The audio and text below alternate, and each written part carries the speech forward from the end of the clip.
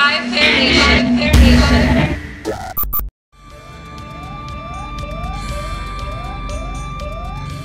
It's like I don't know, I feel like I'm in a spaceship. It's crazy. Yeah. So we're doing it, and I mean he's doing it, but I'll be there with some of the cast members on November 8th in New York City. They're screening the entire film in Times Square. What's the theater? AMC Theater on 42nd Street. You guys make sure that you're there if you're in New York. November 8th. Yeah. I know that people have been talking about the remake of The Last Dragon. Is this happening or?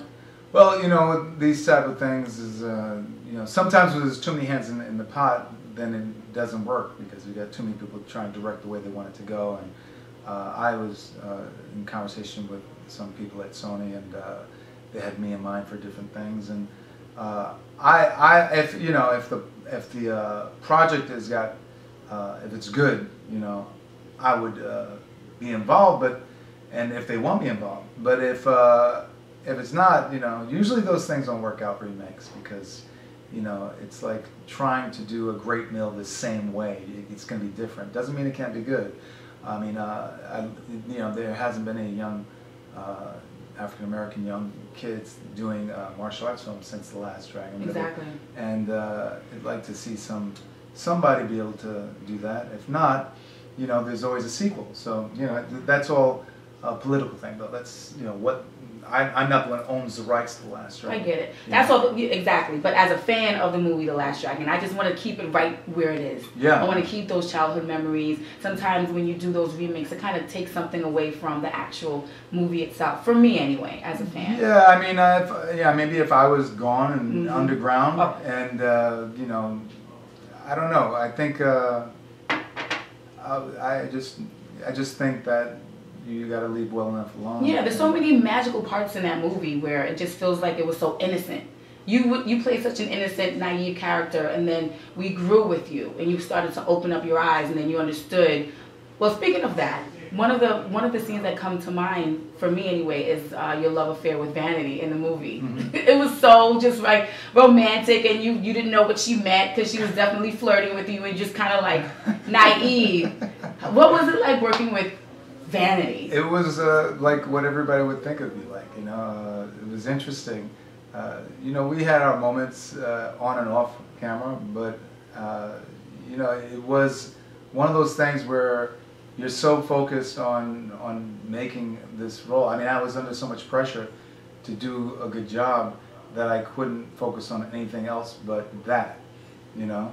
And you know, but I was pretty much keyed in with her from the beginning, and it was not difficult to have sparks fly every time we were in a scene together. It was, you know, and they had me focus so much on the character that being innocent and being that way with her, it gave her the opportunity to be the way she was and bounce off. So it was just, and the same thing with all the characters. You know, if you look at every character situation, me with the Chinese guys, with Leo, you know, Shonuff, the you know, and everyone else, Faith Prince, who played Eddie Arcadian's girlfriend, Angela Rocco, and you know, all these characters, their chemistry and the contrast between all of us, it all worked as me being the lead character because they could play off of that. You know, you have innocence and you have people that have a lot of depth, people that are, you know, maybe.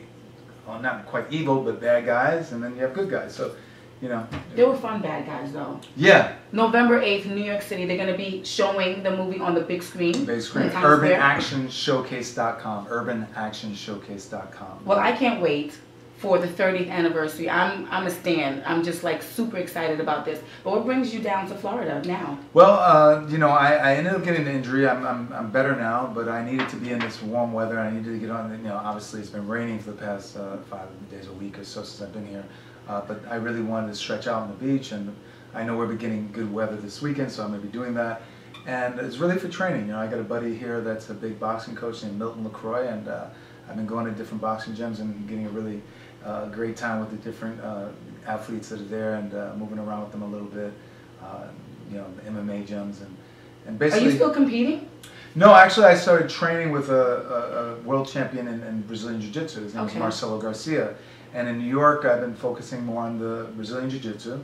I'm a purple belt in Brazilian Jiu-Jitsu. What level was that?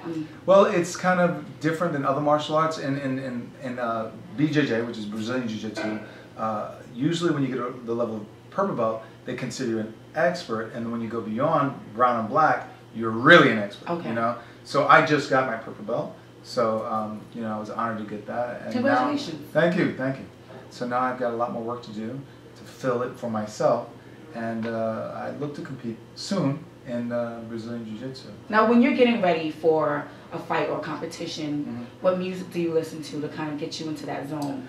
Yeah, I was telling you before how there's, you know, let's say I'm running, you know, or training. I love all kinds of music, but I got into Black Coffee recently. It was an African. Love Black Coffee. Yeah, it seems like he does a mixture of house and other, but it's like an Afro beat. Yeah, it's huge in South Africa. Yeah. So I got, I'm sorry, okay. I got his whole album and CD, and it has a number of different artists, which he produced in that one CD, and I could just work out to it all day long. But that means that beat is it's a very organic beat. Yeah, it's kind of like the heartbeat, but you got to move your hips to it.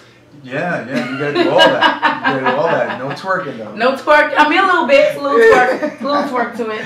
I want to thank you so much for taking the time out of your day to come hang out with me. Yeah. November 8th, New York City, the 30th anniversary of my favorite movie of all time, The Last Dragon. If you're in New York City, make sure you check it out. Is there a website? Yeah, for that is urbanactionshowcase.com. Okay. My website is iamtaimak, TAIMAK.com. iamtaimak.com, or Facebook, any social media / iamtaimak is my social media. With M-O-K. M-A-K. M-A-K. T-A-I-M-A-K. All right, and make sure you guys write that down. K.Foxx, Taimak, Bruce Leroy. Thank you guys so much for checking it out.